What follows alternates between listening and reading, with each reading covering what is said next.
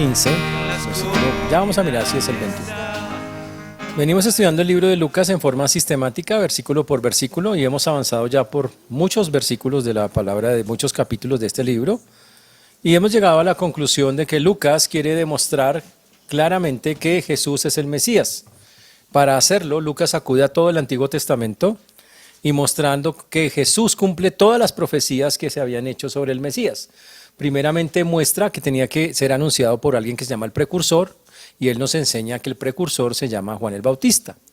También nos enseña que tenía que tener poder y que iba a trabajar de maneras increíbles con el pueblo de Israel, y efectivamente el Señor tuvo un ministerio muy, muy fuerte con Israel cuando estuvo en la tierra. También que iba a hacer algunas señales que lo harían distinguible, y Lucas nos muestra esas señales que lo harían único. Que tenía que ser anunciado, y Lucas señala que cuando tenía 30 años, Jesús es anunciado primeramente por Juan el Bautista, que dicen, miren, ahí está el Cordero, ahí viene el Cordero de Dios que quita el pecado del mundo, y una voz del cielo dice, este es mi Hijo, amado en quien tengo complacencia. Ahí comienza el ministerio, una cosa fantástica, el ministerio del Señor, comienza en ese momento, y a partir de allí miles de personas lo siguen, pero recuerden, lo siguen por las razones equivocadas, porque les da comida, los libera, los sana.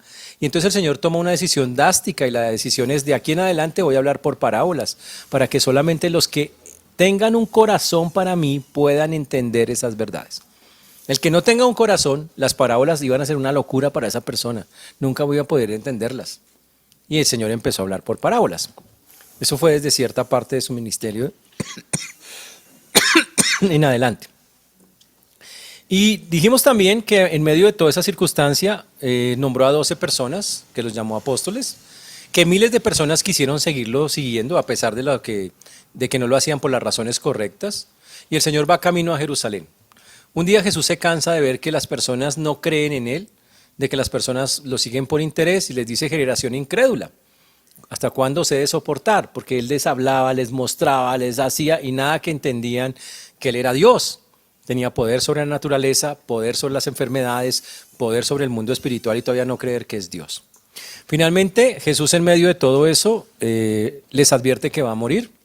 Ellos no aceptan la idea, pero el Señor va a morir, y fuera de eso, los fariseos y los escribas atacan a Jesús todo el tiempo, tratando de demeritar su ministerio, haciendo que el ministerio de Él se vea como algo que viene de Satanás. Dicen que Él hacía los milagros en el nombre de Satanás, que de ese pueblo insignificante llamado Nazaret que iba a salir algo bueno y cosas así.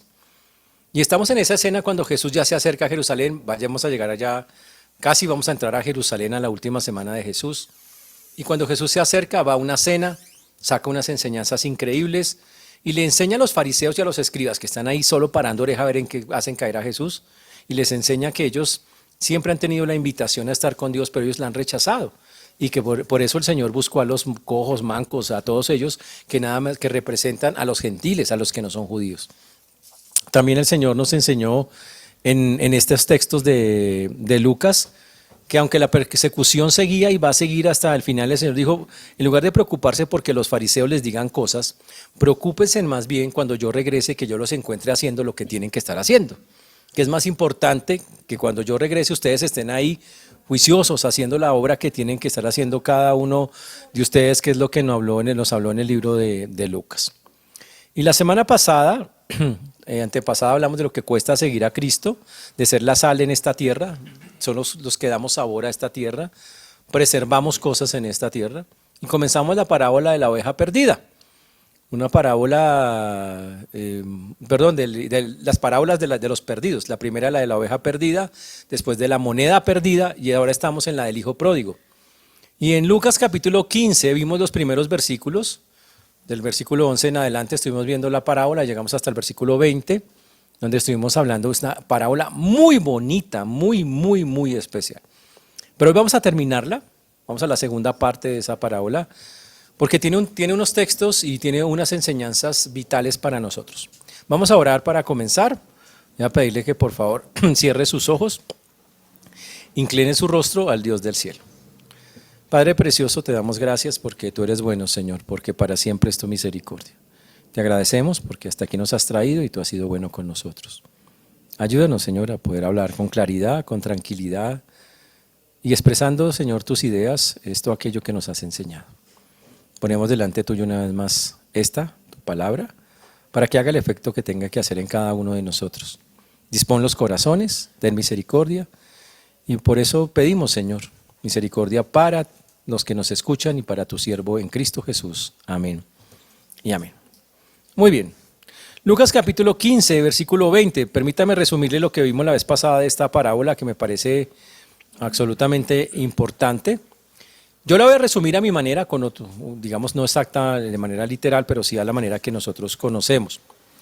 Un padre tiene dos hijos, uno mayor, el mayor y el menor. El menor pide que le mande su herencia, le dice necesito mi plata. Lo hace de una mala manera, lo hace queriendo alejarse del padre, lo hace porque considera que él quiere disfrutar de las cosas. Y el muchacho y el papá dice con tristeza, le entregas dinero, dice listo. Y el muchacho hace lo que siempre quiso hacer, independizarse. Se va lejos, dice, ay, ahora sí, yo puedo vivir como yo quiera. Y empezó a vivir como él quiso, una vida licenciosa, una vida sin moral, una vida en que desgastó, y la Biblia dice que malgastó todo lo que su padre le había dado. La malgastada fue tan grande que se arruinó completamente, hasta no llegar a tener, ni siquiera tener que comer. Y el texto narra que perdió todo, y que entonces hubo un hambre en ese lugar y él empezó a padecer de hambre y como no había ni siquiera trabajo, buscaba y le dieron trabajo apacentando cerdos, lo cual es una ofensa para los judíos. Entonces dice que tenía tanta hambre que le dieron ganas de comerse lo que se comían los cerdos, que era como una verdura, las algarrobas, una vaina así, una cosa así. Dice que estaba ansioso de comerse las verduras, las cosas que le daban a los cerdos para engordarlos. Así sería su hombre. Pero hubo una frase que vimos en ese texto, en el versículo 20, donde él, en el 19 y 20, donde dice que él volvió en sí, donde el muchacho cayó en cuenta en los versículos antes de estos, y dice que el muchacho volvió en sí, recapacitó y dijo, ¿yo qué hago aquí? En la casa de mi papá hay un montón de cosas, en la finca nunca me faltó nada, y empezó a ensayar un discurso para pedir perdón. El discurso decía, he pecado contra el cielo y contra ti, no soy digno de ser llamado tu hijo, hazme como uno de tus jornaleros, decía él. Y él quería que eso pasara, él dijo, yo no merezco nada, y está bien, entendió su condición. Y entonces todo harapiento, con hambre, harapiento, desnutrido, vuelto nada, porque tocó fondo, él entonces dice, me voy a devolver. Y empezó su camino de regreso, y ahí es donde estamos nosotros en este momento, en ese camino de regreso. Y el texto que en el 20 decía, y levantándose vino a su padre, que es lo que alcanzamos a ver gran parte de este versículo la vez pasada. Dice, y levantándose vino a su padre, y cuando aún estaba lejos lo vio su padre y fue movido a misericordia, y corrió y se echó sobre su cuello y lo besó. Y dice entonces que el hijo empezó a ir por ese camino de regreso y se encontró con la sorpresa que cuando iba por el camino a lo lejos, en la puerta de la finca estaba su papá. El papá siempre estaba pendiente a qué hora su hijo regresaba, era algo increíble. A pesar de todo lo que su hijo hacía, su padre estaba pendiente y dice que él se estaba ya esperando, asomándose, mirando desde la puerta si estaba. Y entonces, ahora había a su hijo, ve a alguien que viene a lo lejos, un muchacho harapiento, flaco, acabado. En la lejanía se veía eso. Y dice por eso que cuando aún estaba lejos lo vio su padre, el padre vio al hijo. Uy, y ese hombre irreconocible, escuálido, sucio, desaliñado se aproximaba. Y eso es algo increíble. Y el texto dice que entonces ocurrió cosas más fuertes todavía. Dice que movida las entrañas, o sea, movido a misericordia, sintiendo el dolor de su propio hijo, el padre hizo algo que es increíble, corrió hacia su hijo. ¿Usted correría a saludar a alguien que ha despilfarrado todo lo que usted le ha dado? ¿Que lo ha tratado mal? ¿Que ha hecho cosas contra usted? ¿Que lo insultó porque básicamente el hijo pidió a las malas la plata? ¿Usted correría a ese hijo para saludarlo? No, humanamente no, pero Dios sí lo hace. Recuerden que en esta historia el Padre es Dios y el hijo pródigo es usted y yo.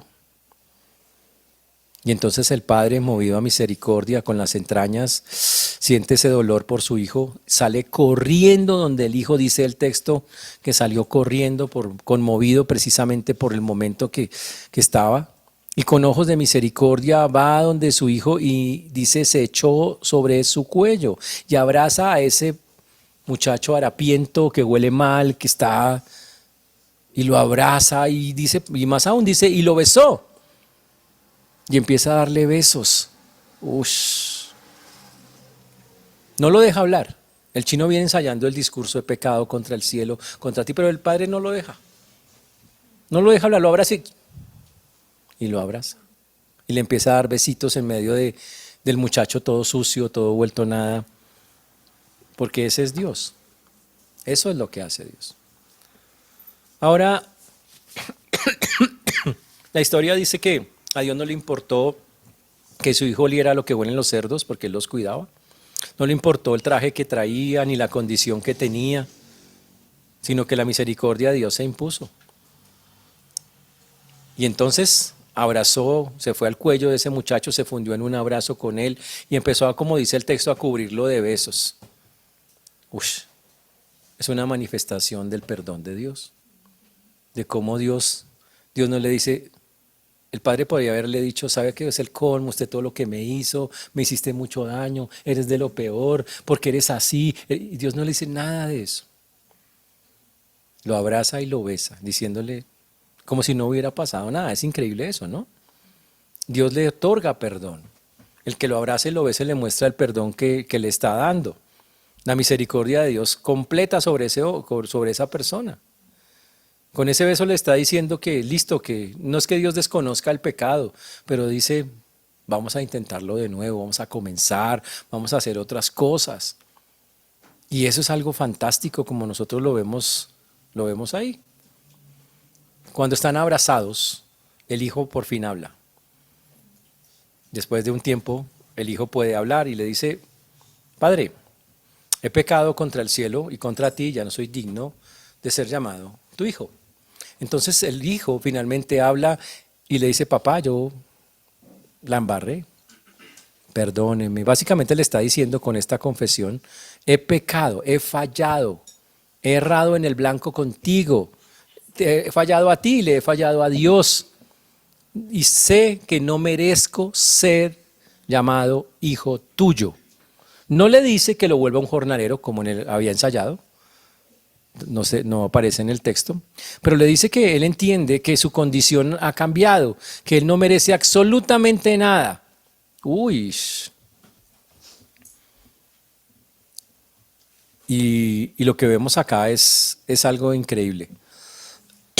El hijo ha reconocido que no tiene derecho a nada, que ha perdido su posición. Pero el padre hace algo increíble.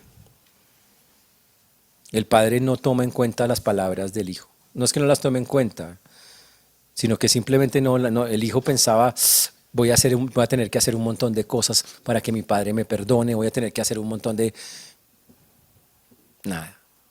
El padre simplemente lo ama, está feliz de que lo tenga al lado, porque antes no lo tenía y ahora lo tiene, y eso es algo tan difícil de entender para nosotros. Ahora uno dice, pero entonces el hijo no pagó nada, y no falta la belleza que va a decir acá, y entonces el hijo fácil, no pagó nada. Aguantarse al sinvergüenza, vino ahí todo descarado y entonces hice lo que quiera. No se equivoque, eso no es así. Todo pecado se paga. ¿Ok? El hecho de que Dios tiene misericordia y amor por su hijo no quiere decir que no hay que pagarlo. Nunca. Siempre hay que pagar el pecado. El asunto es quién lo paga. Y esta es la historia. Recuerde que esta parábola el Señor se la está contando a un montón de gente, pero entre ese montón de gente hay montones de fariseos y escribas que lo odian, que están buscando cómo caerse. Y el Señor le está diciendo a ellos, porque la charla va específicamente en esta parábola hacia ellos, que ese es el amor del Padre. Que esas personas que fallan, Dios sí las tiene en cuenta. Que esas personas que aparentemente no sirven para nada, Dios dice, yo sí tengo un plan con ellos. Pero no es a cualquier costo, no es al costo de pasar por alto el pecado. Recuerden que alguien tiene que pagarlo. ¿Quién lo paga en el caso de nosotros? El mismo Señor. Dios mismo lo paga. Ahora, ¿cómo lo hace? Lo vamos a ver acá en el texto mismo. Dice el texto versículo 22. Todavía como para acabar de... Pero vamos al 22.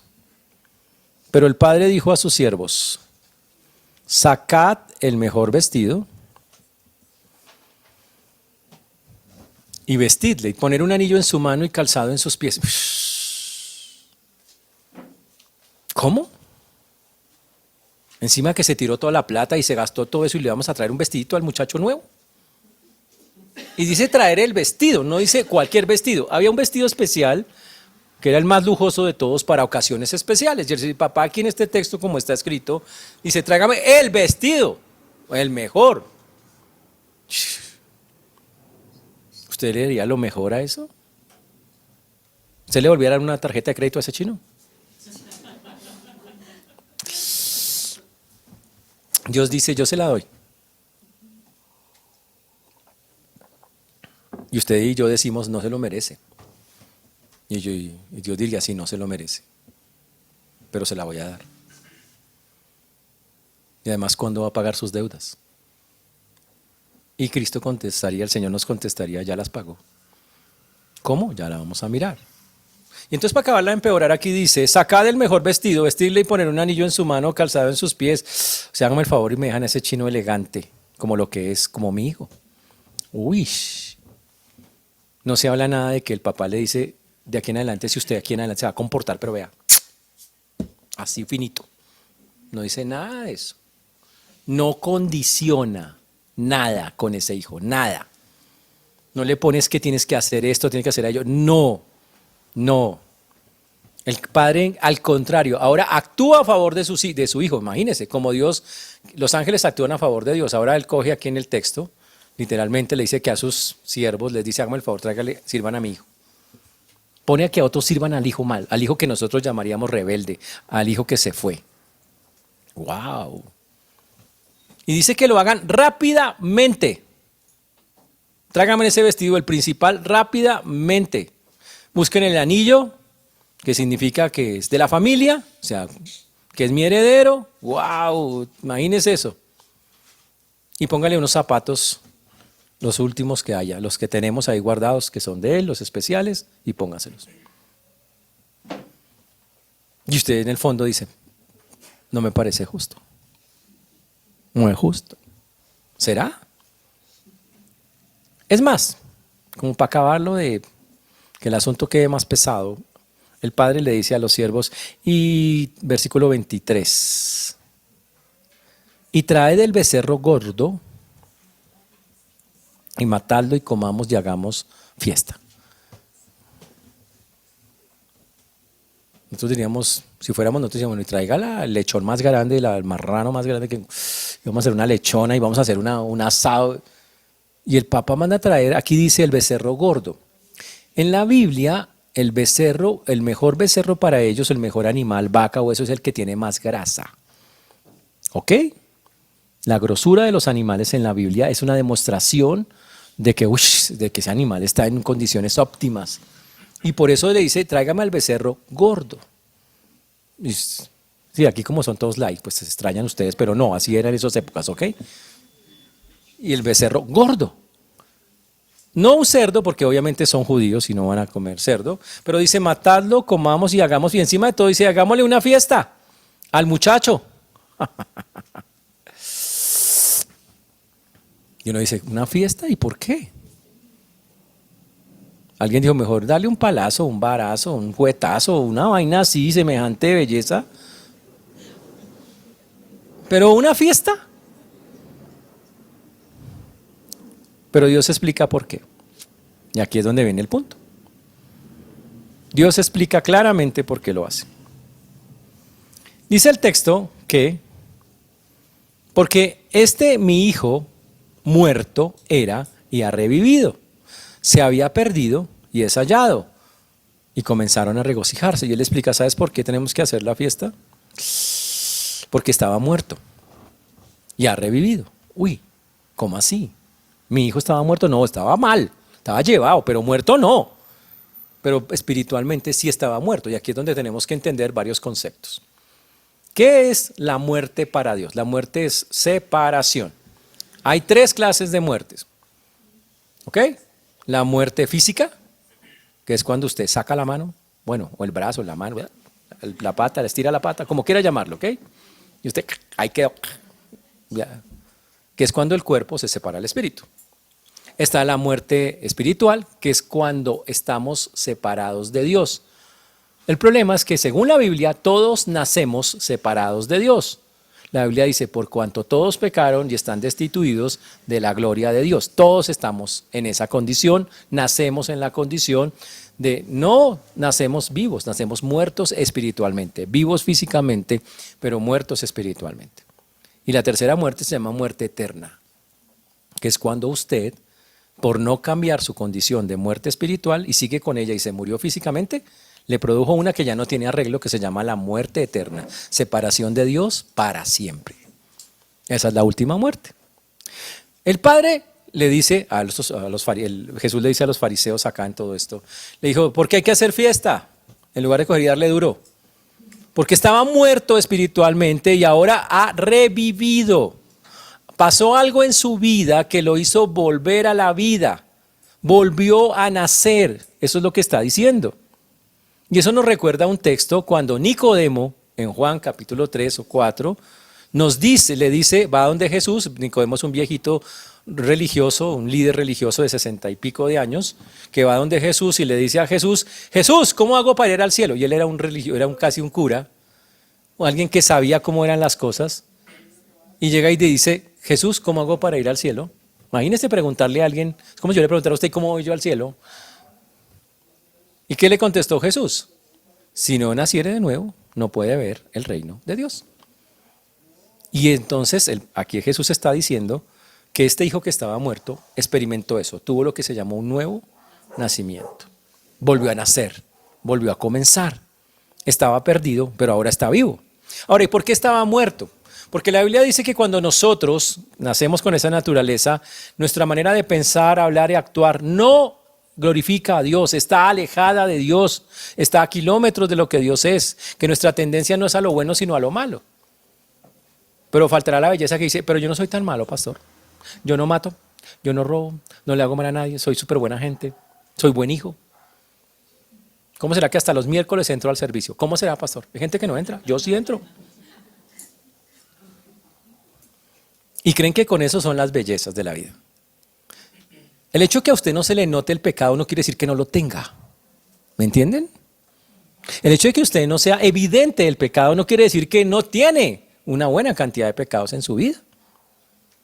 Por eso la Biblia dice, por cuanto todos y están destituidos de la gloria de Dios.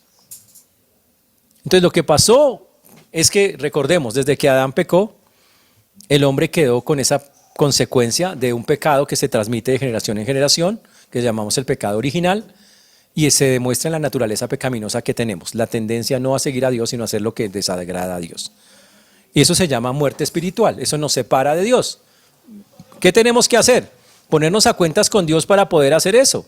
Porque mientras tanto la Biblia dice que estamos muertos en nuestros delitos y pecados, así lo dice literal.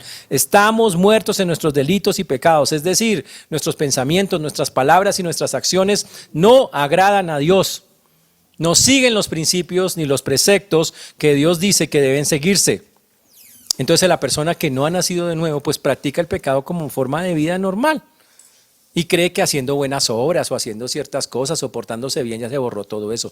Y eso no pasa, no es así, de ninguna manera. Y entonces ahí es donde aparece la figura de Cristo. Ahora, ¿por qué el hijo pródigo puede ser perdonado? ¿Por qué el papá no le cobra nada?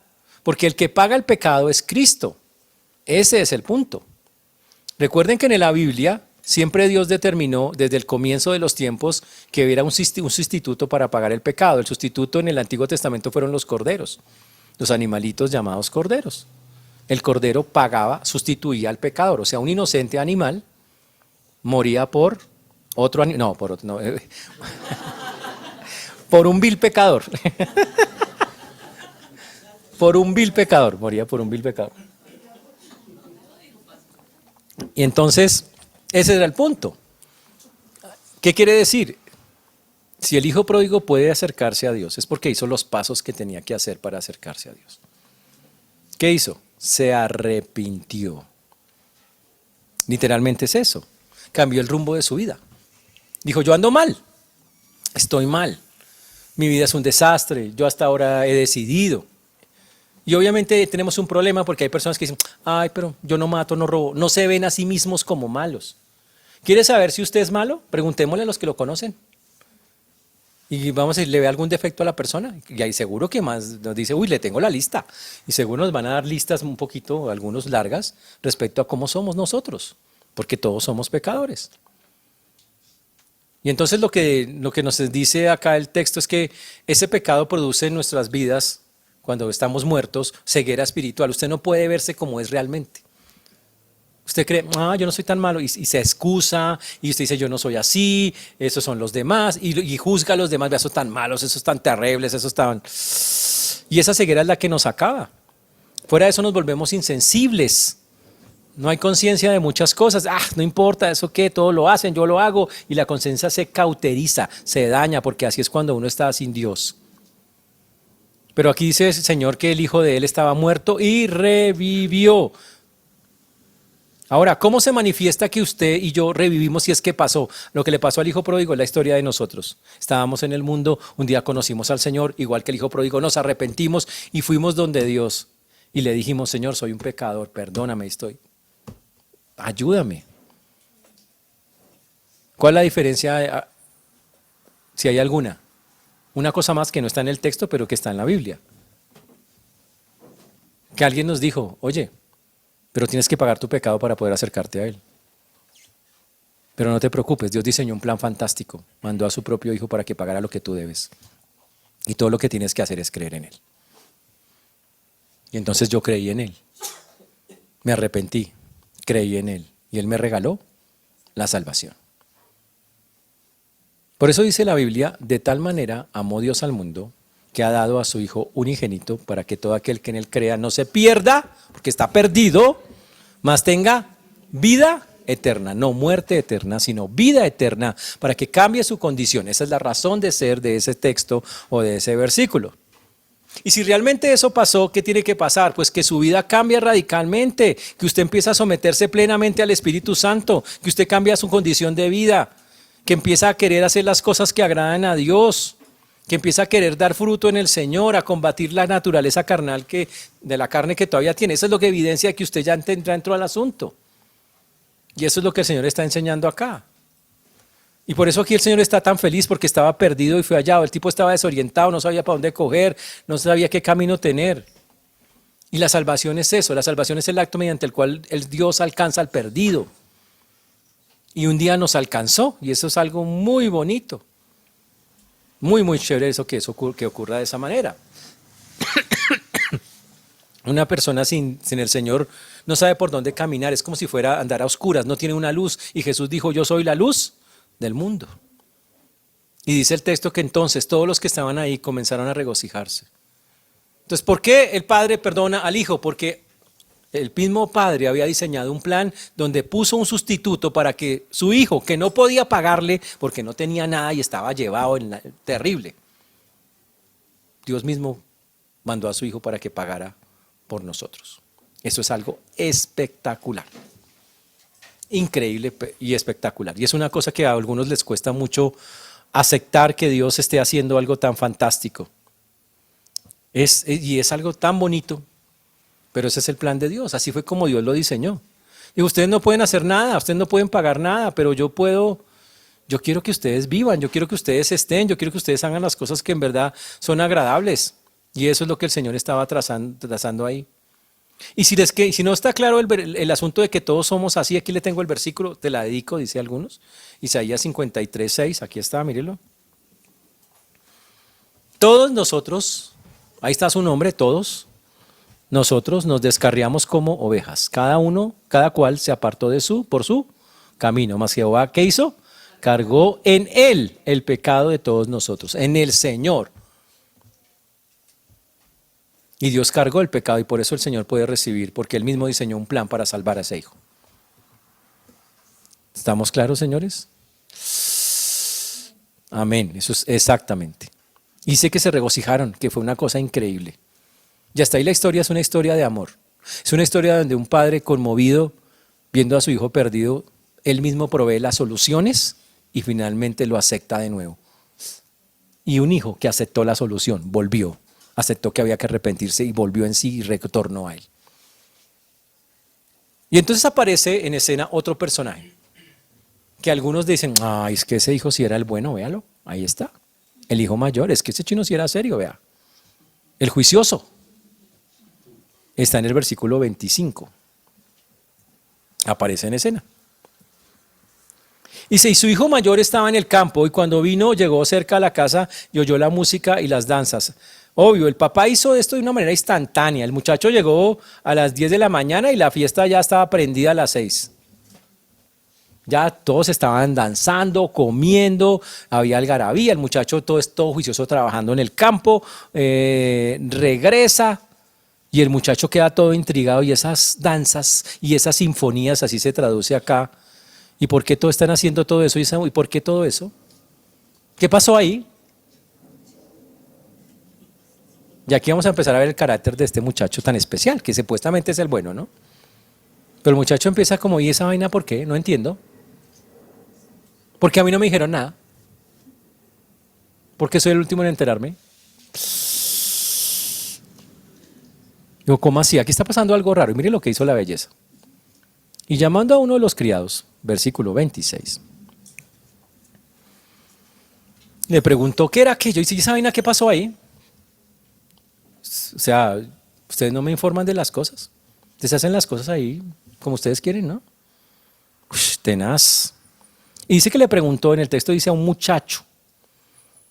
Él pensaba que el padre tenía la obligación de contarle todo, que Dios básicamente tenía que hacerlo todo. Y el muchacho le sale y le cuenta la historia y le dice lo que no quería oír. En el versículo 27 le dice, pues la verdad, versículo 27, él dijo, tu hermano ha venido. Le dice tu hermano, como para que le duela más. Le dice, tu hermano ha venido y tu padre ha hecho matar el becerro gordo por haberle recibido bueno y sano. Dice, pues la verdad, ¿te acuerdas de tu hermanito? Ese es el despilfarrador, ese se llevó toda la plata y el chino se gastó la plata y pues resulta que apareció, todo harapiento, vuelto nada y eso. ¿Y sabe qué hizo su papá? Lo vistió, le puso, es más, la fiesta es porque mandó matar ese becerro especial, el gordito, el mejor que tenemos. Porque lo puso bueno, porque lo encontró el muchacho bueno y sano.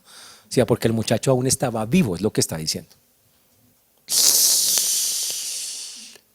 Yo no esperaría que este muchacho bueno, espiritual, supuestamente, porque es todo juicioso, este es el juicioso, el que sale a trabajar, el que estaba en el campo haciendo las labores, que uno dice, no, este chino es re juicioso, pues lo tomara de una manera, pues buena, pero no. Miren lo que pasó en el versículo 28. Entonces se enojó y no quería entrar. Salió por tanto su padre y le rogaba que entrase. Y entonces el chino dice, se puso todo digno, ¿qué tal? Y empezó a enojarse mucho, es el colmo que mi papá haga eso. Yo que estar participando de una fiesta ahí donde ese pagano está ahí, semejante sinvergüenza y celebrándole qué. Y el chino empezó a mostrar lo que había en su corazón, que el bueno no era tan bueno, que realmente parecía bueno, pero no era tan bueno. Porque en esta parábola, este hijo mayor, ¿saben quién es? Los fariseos. Son los fariseos. Recuerde que la parábola tiene una enseñanza escondida. Ahí está la enseñanza.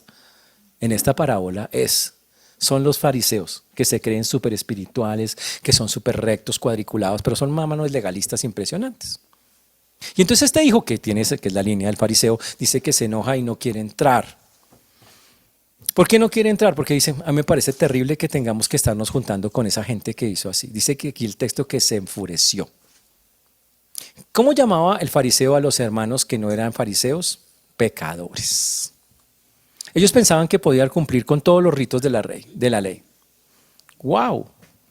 Ellos odiaban a Jesús porque Jesús no actuaba como ellos decían exactamente, tenía que hacerse todo a la manera de ellos, a la forma de ellos. Y entonces él decía, yo estar en la misma fiesta con un hermano perdido, miserable, pecador, ¿cómo se le ocurre? Pero Jesús, ¿con quién comía Jesús? Con bebedores y comelones. Iba a las casas de los que nadie quería. Y está diciendo lo mismo. Wow. Y entonces ahora tenemos un padre misericordioso y un hijo resentido. Tremendo eso.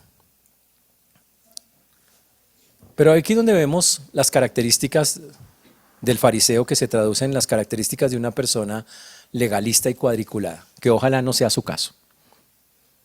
¿Sabe qué? Es una persona incapaz de perdonar al que se extravía. Es el que dice, se perdió, pues ojalá ya le pasen cosas duras y si trata de volver, que se quede trapeando los pisos. No quiero ver a esa pinta por acá. No se lo merece. Esa es la forma de pensar de este chino, que es la forma de pensar de un fariseo. No me junto con gente que, pecadores, qué feo, qué horrible. Uy, y olvida que él necesita la salvación. Olvida que él hace parte de que todos pecaron y están destituidos de la gloria de Dios. Wow. Y él sabe que un perdido puede salvarse, pero sabe que él no está dispuesto a hacer la tarea de ¿qué? De restaurar al perdido. Él no tiene la más mínima intención. Él dice que si la persona se perdió, se merece que toda la vida la pague.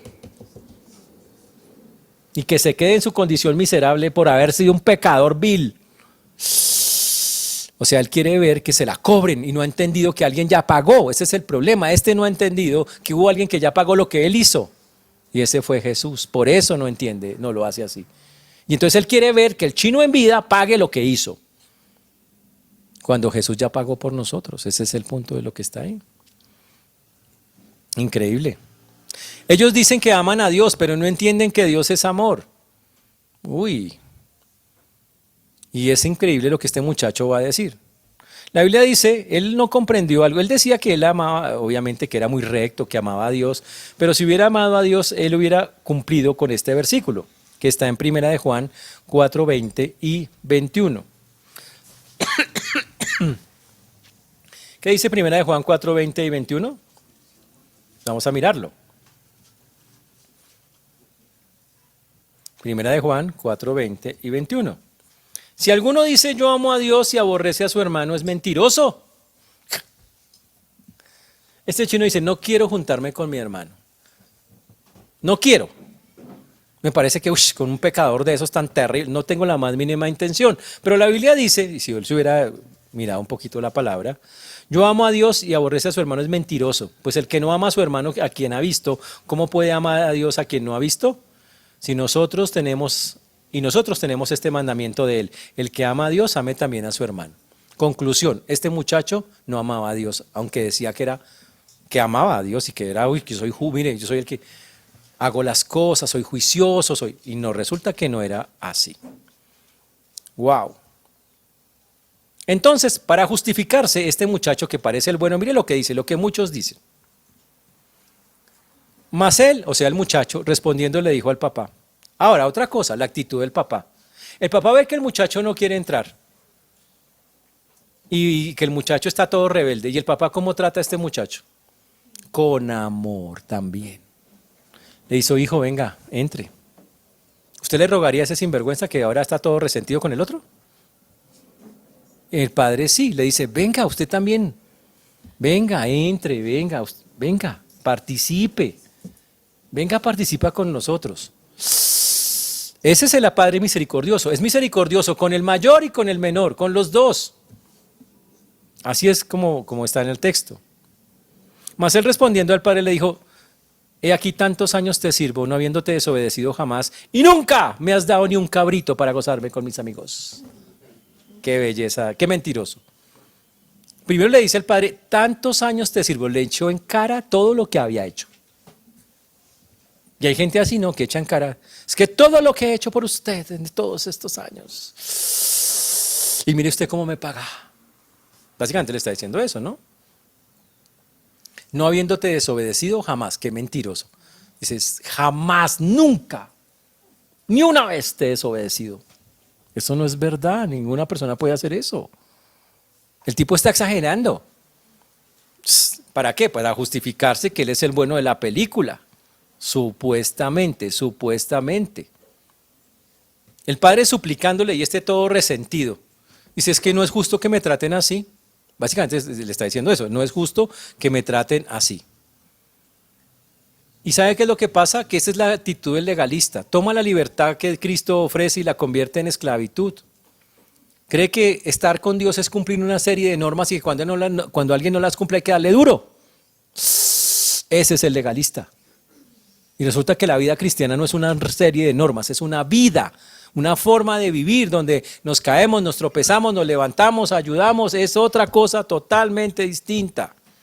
Y entonces lo que debería ser una comunión gozosa con Dios se convierte en una esclavizante religión para las personas. Y las personas se vuelven esclavos, no de Dios, sino de ellos mismos, de sus formas, de sus tradiciones, de sus maneras de pensar. Y lo justifican y dicen, no te he desobedecido jamás. Uy, eso es arrogante. Muy arrogante. Si nunca lo había desobedecido, ¿dónde quedaron los versículos que dice que debía amar al prójimo como a sí mismo? Hay que preguntarle al chino. Y si usted nunca ha obedecido a Dios, ¿qué hizo con esa parte que dice que usted tiene que amar al prójimo como a sí mismo? Y su hermano es su prójimo. ¿Dónde está eso? Porque usted no lo está cumpliendo, se está desobedeciendo. Uy, que no debemos odiar a las personas, también lo había dicho el Señor en el Antiguo Testamento. El tipo estaba incurriendo en una contradicción y no se daba cuenta, porque el legalista miente y no se da cuenta de su propia condición. Ama la doctrina, quiere todo en su raya y se sabe las cosas, pero desprecia el amor.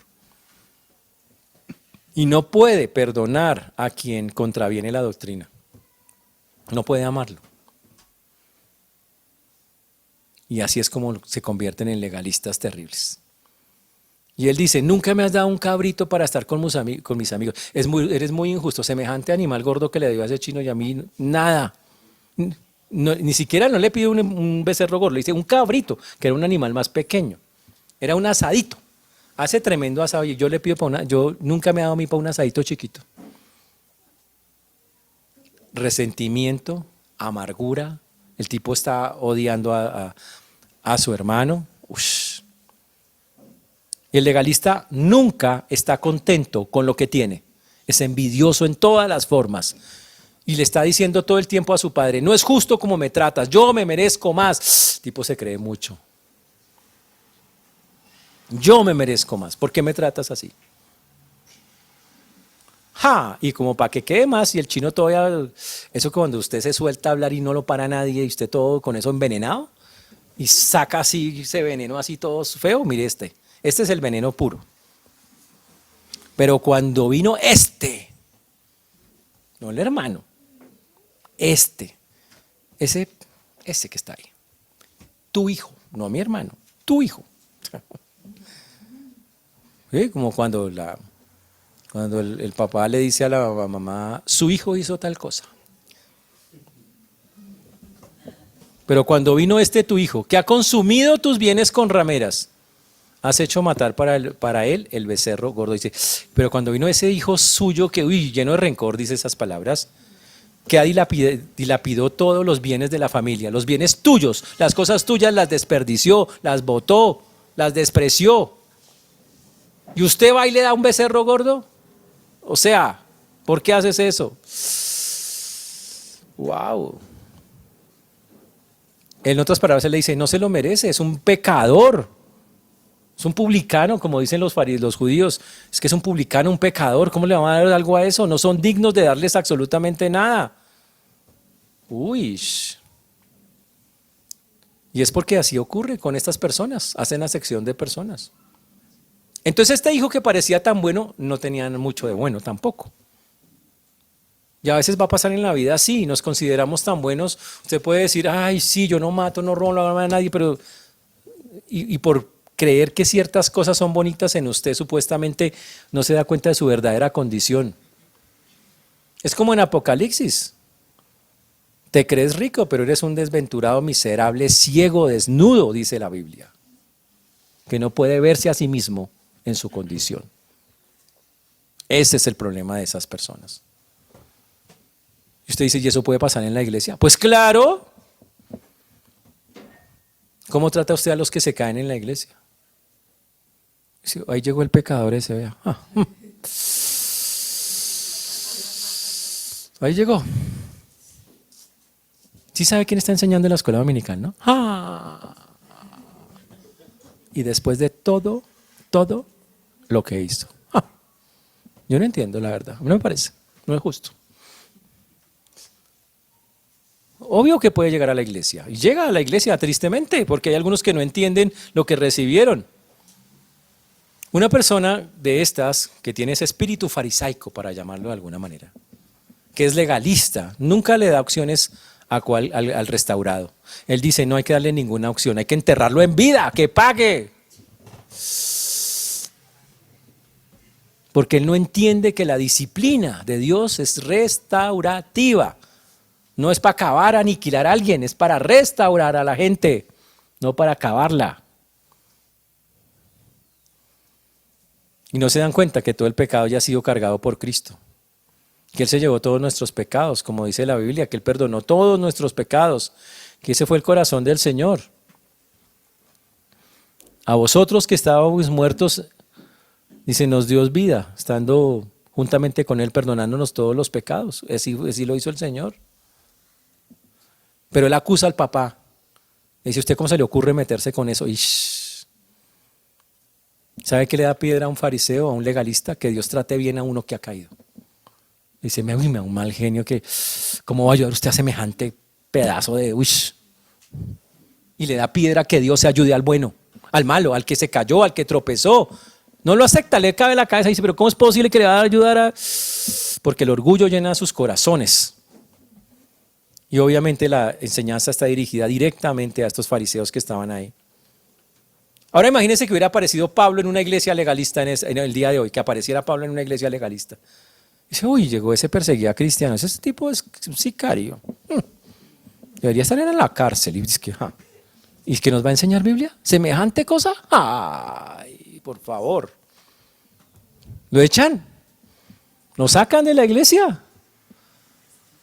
Porque no se podía pensar que alguien pudiera cambiar.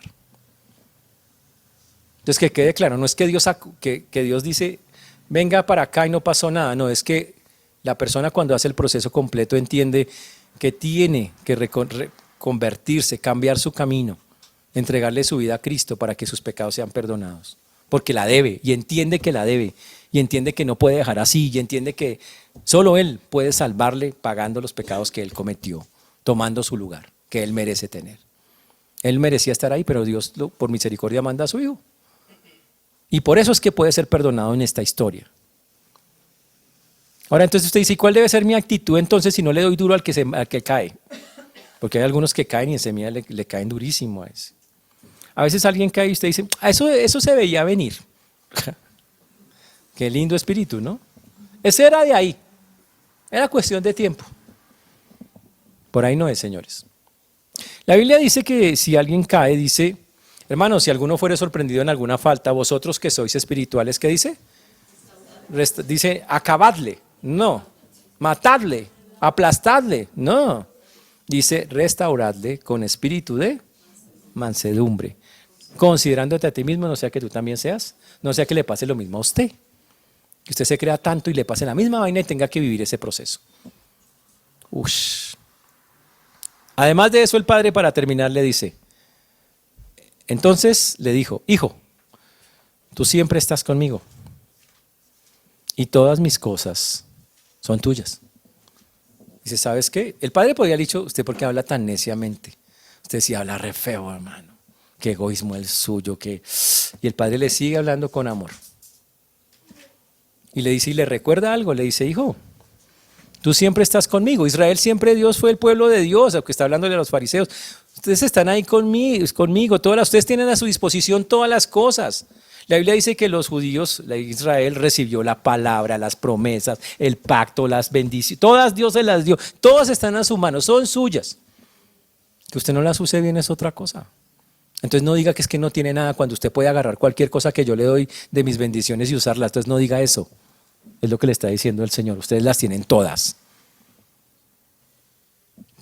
Y eso nos revela algo. Usted puede creer que está con Dios, pero no usar nada de lo que Dios le da. Nosotros tenemos la oración, la Biblia, el Espíritu Santo, y usted no las usa. La misma vaina. Está ahí, pero no está ahí. Y Dios nos podría acusar de lo mismo. Todas las cosas son tuyas, pero si no te metes conmigo, ¿cómo las trabajas si no se mete conmigo? ¿A qué jugamos con eso? Es la misma historia. ¡Wow! Tú siempre estás conmigo, le dice el Señor. Siempre. Y entonces en el último versículo del texto les dice, mas era necesario, y le dice, ¿sabe qué? Cuando alguien que está perdido espiritualmente, camino al infierno y toma la decisión de cambiar de rumbo, es necesario, es absolutamente necesario regocijarse, hacer la fiesta. Es súper necesario. Y la palabra básicamente que está diciendo ahí es algo que no se puede dejar pasar. Es algo que hay que celebrar. Porque estamos hablando del alma de una persona que ya no va camino a la perdición, sino que va al cielo, porque el Señor se le ha otorgado el cielo. Por eso dice, es necesario. Porque estaba muerto y ha revivido. Se había perdido y fue hallado. Y todo gira alrededor del amor de Dios. Y entonces surgen unas preguntas increíbles. ¿Entró el hijo mayor a celebrar la fiesta? ¿Abrazó al hermano? Dijo, hermano, ya entendí. Llevémonos bien. Hubiera sido chévere, ¿no? ¿Qué hizo el hijo menor después? ¿El papá lo dejó en el mismo puesto? No hay respuesta, porque en una parábola el Señor enfatiza es un punto. El resto son accesorios y la idea no es alargar las historias, solo ir al punto. Y el punto que el Señor quería enseñarle a los fariseos es que yo no hago acepción de personas. Ustedes dicen, pecadores, no me meto, no me junto. Dice, yo me junto con todos y vine a salvarla a todos y estoy preocupado por todos. Y por eso da 3 parábolas seguidas en la misma escena sobre cómo encontrar al perdido. Ese es el punto. Y para Dios dice, eso es lo que vale. ¿Qué pasó con el hijo? Ni idea. Y no hay que matarse pensando. Pero lo que queda claro es que Dios ama tanto que ofreció a su hijo perdido y le ofrece salidas. Dice, sé que estás perdido, pero quiero que vuelvas a mis caminos. Y siempre le da salidas el Señor. Ese es el punto del texto que está ahí diciendo eso. Y la otra cosa, señores, hay que celebrar cada vez que una persona llega al Señor. Es algo, un motivo de una inmensa alegría para todos nosotros. Es algo que debería tocar nuestros corazones. Y ahora solo queda hacer una cosa, entender lo que dice el Señor, no hacer acepción de personas. ¿Qué tal si usted es el pecador de la historia que la embarró? ¿No le gustaría que le dieran otra oportunidad? Entonces, yo soy el pecador de la historia y tuve otra oportunidad y por eso estoy acá. Pero si Dios se hubiera cerrado, me hubiera dicho, no me gustó tu vida. Uy, no, no, qué caspa, no. Señores, hay que aprender a mirar a la gente como Dios la mira y amarla como Dios la ama, como son, como están. A hablarles de la salvación, a ofrecerles los caminos, porque ese es el punto. A decirles, hay un Dios que está esperándolo desde la puerta con los brazos abiertos y tan pronto lo vea que usted se decide, Él va a correr para usted. Eso es lo que va a hacer Dios. Tan pronto usted en su corazón diga, yo quiero, necesito, Dios va a correr a usted. Eso es lo que va a pasar, lo que ocurrió en el texto. Y solo Dios le pide, hágame el favor y se arrepiente. Si es que no ha dado este paso. Doblegue su corazón. ¿Cómo llegó el hijo pródigo a los pies del papá? Humillado. Entendiendo que él no merecía nada. Esa es la condición. Llegó entendiendo, Señor, no merezco nada. Ni ser llamado a tu hijo, ni siquiera eso. Increíble. Por eso los animo a que estemos hablando la palabra, que le estemos contando a muchas personas que de pronto están caídas o que se han caído. Ánimo, Dios está ahí. Dios puede ayudarte, hay que saber, vamos a ir adelante. Dios puede hacer cosas increíbles con gente caída, ¿no? Es algo espectacular lo que Dios hace.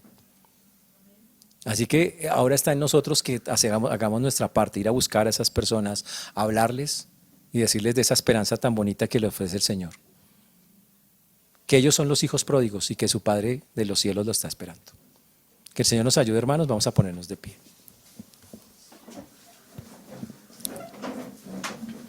Señor Dios, te damos gracias porque solo tú y nadie más que tú, Señor, es quien hace y quien obra. Te damos gracias porque solo tú tienes palabras de vida eterna, Señor, y solo tú nos guías y nos acobijas y nos acompañas. Por eso colocamos delante tuyo una vez más, Señor, esta tu palabra, lo que hemos escuchado. Y estamos infinitamente agradecidos de que un día, Señor, a pesar de nuestra condición, estabas ahí esperándonos, abriste los brazos, nos abrazaste y hoy estamos contigo. Gracias por la nueva oportunidad que nos das, Señor, que nunca para. Gracias porque es el fruto de tu amor, de un Dios misericordioso, pero también de un Dios justo, que colocó la salida en su Hijo Jesucristo para el perdón de pecados y así ser un Dios justo y un Dios amoroso. Gracias porque un día, Señor, nos elegiste en medio de todo este mundo, nos diste las herramientas y hoy podemos estar a tu lado, Señor. Te pedimos por todos aquellos que aún no se han decidido, que tienen dudas en su corazón, que tú obres poderosamente en todos y cada uno de ellos para que ellos puedan glorificarte y exaltarte. A ti el honor y la gloria damos, Señor, en Cristo Jesús. Amén.